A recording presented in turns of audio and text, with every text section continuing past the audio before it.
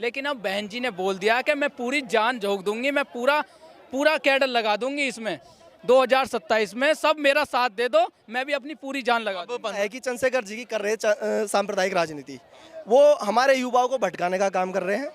तो अब ये समझ में आ गया कि कहाँ मुकदमे हो रहे हैं, कहाँ हम युवा जो है ना पढ़ाई नहीं हो पा रही है और उनके पीछे पीछे जय भीम करने में लगा रहा।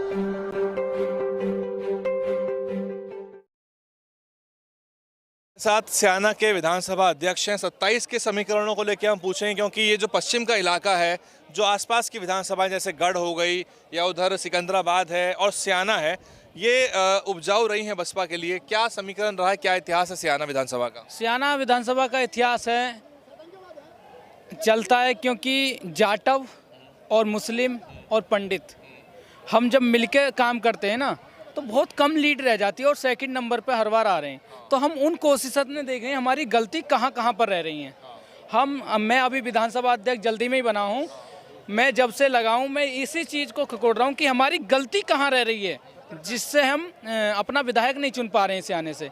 इस बार हम पूरी तैयारी से हैं और इस बार हम पूरी तैयारी से बहन जी को स्याने से विधानसभा का विधायक बना के बहन जी को हम सौंपेंगे। और पूरी बढ़िया तैयारी चल रही है, पहले बूथ कमेटी बनाई और सेक्टर कमेटी, मतलब पूरी टीम भाई अब काम कर रहे हैं। अब युवाओं को भागीदारी बहन जी ने दी है, आकाश आनंद जी ने दी है, तो हम पूरी धूम मचा देंगे अब विधानसभा में। कोई युवाओं को काफ़ी विधानसभा अध्यक्ष मिल रहे हैं पद के रूप में। मैं देखा काफ़ी सारे युवा हैं, आप भी युवा हैं। क्या प्रोफाइल है आपकी, क्या काम करते हैं, क्या पढ़ाई है, क्या प्रोफेशन है आपका? मेरी पढ़ाई है, मैंने DAV कॉलेज से BSc किया है और मेरठ कॉलेज मेरठ से मैं लॉ कर रहा हूँ। अभी लॉ मेरा कंप्लीट नहीं है, अभी रह रहा है। और मेरा जो व्यवसाय है, मेरी एक पैथोलॉजी लैब भी है जो गाजियाबाद में ही है, उसे मैं चला रहा हूँ। और ये है ज़मीन है और खेतीबाड़ी हम करते हैं, ज़मीन से ही हम जुड़े हुए हैं। अब जब तक हम निकलेंगे नहीं, क्योंकि हमें नौकरी तो मिल नहीं रही, BJP सरकार ने नौकरी सब खत्म कर रखी हैं। और जब हम नौकरियों के पास में पहुंच जाते हैं ना, जब ये अड़चन आ जाती है कि ये जाटव है, ये दलित है, तो उनको घेरते हैं। तो इसलिए हम लाना चाह रहे हैं सब समाज की सरकार। तो बहुजन समाज पार्टी एक ऐसी पार्टी है जिसमें हर वर्ग के समाज को, हर वर्ग को नौकरी मिलती है, हर वर्ग समाज को नौकरी मिलती है, रोजगार मिलता है, सब चीज़ मिलता है। मुस्लिम समाज क्या कह रहा है आपके क्षेत्र का? क्योंकि देखिए मुस्लिम निर्णायक वोट हो जाता है कई जगहों पे, आपका अपना वोट भी मिल जाता है, प्रत्याशी का भी मिल जाता है, फिर मुस्लिम वोट इधर जाएगा या उधर जाएगा, उससे हार जीत तय होती है। जी, मुस्लिम वोट का ये है, अगर हमारा कैंडिडेट आता है, पिछली बार भी आप रिकॉर्ड देख लीजिए, आप पूरा देखेंगे, 2022 का भी आप देखोगे, तो भी उसमें ऐसा नहीं है कि मुस्लिम ने वोट नहीं दिया, वोट काफ़ी दिया, लेकिन उनको बहकाया जाता है, वो डाइवर्ट हो जाते हैं। कभी उसको जो सपा का गठबंधन का होता है उसमें भी चले जाते हैं, कुछ हमारे साथ भी आए। उनको जबकि पता है सेकंड नंबर पे ज़्यादा 2000-3000 से यहाँ से सीट रह जाती है। किस वजह से रह जाती है कि वो बहक जाते हैं। लेकिन अब क्या मुस्लिम समाज भी पूरे जवा तोड़ से लगा हुआ है। मैं जा रहा हूँ, नगर नगर में जा रहा हूँ, देख रहा हूँ, तो मुस्लिम लोग भी काफ़ी आपके कैडर गाँव वगैरह में चल रहे हैं पार्टी के आपके, और कौन कौन से ऐसे गाँव हैं आपके स्याना विधानसभा के जहाँ पर जाके हम पड़ताल कर सकते हैं, चेक कर सकते हैं? गांव आप कोई सा भी उठा लीजिए, बुगरासी में उठा लीजिए, ये बीबी नगर उठा लीजिए, खानपुर उठा लीजिए, परवाना, सीकरी, पाली और जाड़। बुगरासी जो है स्याना में आता है? हाँ, बुगरासी, नरसेना, ऊंचा गांव, ये हाँ, नरसेना, ऊंचा गांव, आप कहीं भी जाके देख लीजिए। अभी ऊंचे गांव साइड में अब जाना स्टार्ट किया, अभी उधर का नहीं हुआ था, लेकिन उधर भी आप अमरगढ़ होगा, ऊंचा गांव होगा और कल्याणपुर होगा, प्याना कला होगा। और अमरगढ़ तो काफी दूर है, उधर तक स्याना लगती है क्या? जहांगीराबाद के पास ही है वो, तो वो उधर ही लगता है। कल्याणपुर भी है उधर को, वहाँ भी प्याना कला भी जहांगीराबाद के पास है, वहाँ तक लगता है सब, पूरी हमारी विधानसभा में लगता है। भारद्वाज जी चुनाव लड़ा था उन्होंने, आपको याद होगा? देवेंद्र भारद्वाज जी लड़े थे, अब सुनील भारद्वाज जी लड़े थे पिछली बार ही। हाँ, तो वो अब कहाँ है वो? सुनील भारद्वाज जी अब तो पता नहीं कहाँ। तो जो चुनाव लड़ने आता है, मेरा सवाल है कि वो केवल चुनाव लड़ने क्यों आता है? पार्टी संगठन में क्यों नहीं शामिल हो पाते लोग? पार्टी संगठन में शामिल हो पाते हैं, लेकिन अब क्या करें। अब क्या हुआ, सुनील भारद्वाज जी चुनाव लड़ा, उन्होंने पूरी दमदारी से बढ़िया लड़ा, वो फिर अपने काम में देखने के लिए चले गए, काम देखने के लिए चले गए, उन पे शराब घोटाले के केस लगे, वो जेल में चले गए। तो जब से तो उनका पता नहीं है कहाँ हैं, कैसे हैं। लेकिन अब क्या हम सोच रहे हैं कि नौकल का प्रत्याशी आएगा और पब्लिक चाह भी रही है, बदलाव चाह रही है स्याने में, क्योंकि कोई बदलाव नहीं हुआ है ना कहीं, 0/0 काम चल रहा है स्याने में। तो इस समय अब के एलआर जो है वो भी काफ़ी नाराज़ हैं बीजेपी 9 अक्टूबर में कैसी भागीदारी रही थी आपकी, क्या फर्क लग रहा है उसके बाद आपको? 9 अक्टूबर की जो रैली हुई थी सबसे विशाल रैली हुई। लोग गए थे? हम गए थे। कितनी बसें गई थी? मेरी विधानसभा से 7 तो बस थी और 35 गाड़ी थी छोटी छोटी, ठीक है, और एक ने वो डीसीएम करी थी। हाँ, तो काफ़ी तादाद में। उस समय कांग्रेस ने आरोप लगाए, सपा ने भी आरोप लगाए कि ये सब बीजेपी स्पॉन्सर्ड है, बीजेपी की बसें घूम रही हैं।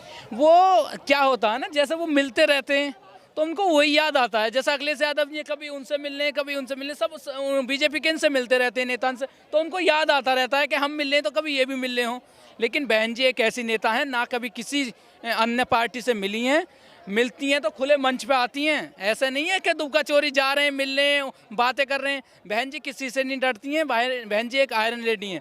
बहन जी को बोला जाता है ना कि सीबीआई ईबीआई से डरती हैं। उनको बहन जी ने वहाँ बोला भी था 9 अक्टूबर को कि मेरे को सीबीआई का डर दिखाया गया, वो दिखाया गया। लेकिन अब बहन जी ने बोल दिया कि मैं पूरी जान झोंक दूंगी, मैं पूरा कैडर लगा दूंगी इसमें 2027 में, सब मेरा साथ दे दो, मैं भी अपनी पूरी जान लगा अब 15 ही महीने रह गए हैं चुनाव में, तो क्या योजना है आपकी? आप विधानसभा अध्यक्ष हैं, अमूमन हम मान के चल रहे हैं आप ही रहेंगे, तो क्या तैयारी है, क्या योजना है, और क्या प्रत्याशी भी आपसे संपर्क करने लग गए हैं? हाँ, प्रत्याशी भी अब संपर्क तो कर रहे हैं। मेरे विधानसभा पे भी 3 विधायक प्रत्याशी के आ चुके हैं, मतलब जो तैयारी के लिए बोल रहे हैं कि हाँ हम मैंने बोला है कि अभी हमारी मीटिंग होगी मंडल की, उसमें मैं आपका तीनों का नाम रखूंगा। मंडल में हम मेरे को नाम पहुंचाने हैं आगे कि कौन कौन प्रत्याशी आ रहे हैं। अभी तो पहले तो जिला पंचायत के निकल के आ रहे हैं, जिला पंचायत के आ रहे हैं। अब जिला पंचायत के भी काफ़ी लोग आए हुए हैं, 3 तो प्रत्याशी आए हुए हैं यहाँ से भी। तो अब चल रहा है अपना। बूथ के गठन की क्या स्थिति है आपकी विधानसभा? बूथ की गठन की मुझसे पहले जो रिए हैं तो सेक्टर अध्यक्ष तो आधे कंप्लीट थे, फिर मैंने वो कंप्लीट करे। अब बूथ की कमेटी अभी थोड़ी बहुत रह रही है, उसे भी मैं 2-4 दिन में ही पूरा कंप्लीट करके, क्योंकि जहाँ बूथ बनी हुई है ना कमेटी, तो उसमें क्या है, एक्टिव नहीं है। मैं उनको हटा भी रहा हूँ और नए जोड़ भी रहा हूँ, क्योंकि बहुजन समाज पार्टी में ऐसा नहीं है काम करने वाले नहीं है, काम करने वाले बहुत हैं, लेकिन हमारा ढूंढने का तरीका है, हमें उनके पास नहीं जाते हैं। जब तक पास नहीं जाएंगे तो कोई कार्यकर्ता मिलेगा ना, इसलिए हम जब पास जा रहे हैं तो पूरा बढ़िया है। क्या था कि हमारा समाज का व्यक्ति था, सबने ये सपोर्ट करा कि हाँ भाई हमारे समाज का व्यक्ति है, कहीं ना कहीं आगे बढ़ाओ, अच्छा है, युवा चेहरा है, तो हमने बढ़ाया, हमने वो काम करा। क्योंकि बिजनौर भी ऐतिहासिक रहा है, माननीय बहन कुमारी मायावती जी भी यहाँ से सबसे पहले चुनाव जीता, तो माननीय बहन कुमारी मायावती जी ने भी जीता था, तो हमने भी कहीं ना कहीं ये सोचा। फिर दूसरा, अब ये हमें दिख रहा है कि जो चंद्रशेखर जी हैं वो सांप्रदायिक राजनीति कर रहे हैं। जी चुनाव लड़ा था, आपको याद है कौन कौन सामने खड़े हुए थे उनके, ये सब याद है? हाँ, मुझे मीरा कुमार जी भी, रामविलास पासवान भी जी थे, सब याद है मुझे। तो अब क्या है कि चंद्रशेखर जी की कर रहे सांप्रदायिक राजनीति, वो हमारे युवाओं को भटकाने का काम कर रहे हैं। तो अब ये समझ में आ गया कि कहाँ मुकदमे हो रहे हैं, कहाँ हम युवा जो है ना पढ़ाई नहीं हो पा रही है और उनके पीछे पीछे जय भीम करने में लगा रहा है। भीड़ तो जुटी है ना उनके कार्यक्रम में, उनका भीड़ जुटा अलग है, लेकिन अब इस बार देखना कि अब वोट नहीं मिलेगा।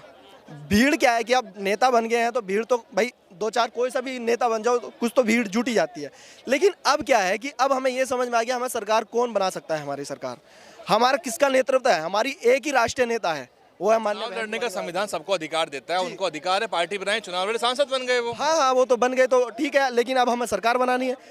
हमने अपना, ठीक है, हमारा समाज का तो बन गया, लेकिन वो हमें पता है हमारा समाज को भी बांटने का काम कर रहे हैं। अब हम उससे सतर्क हो गए हैं।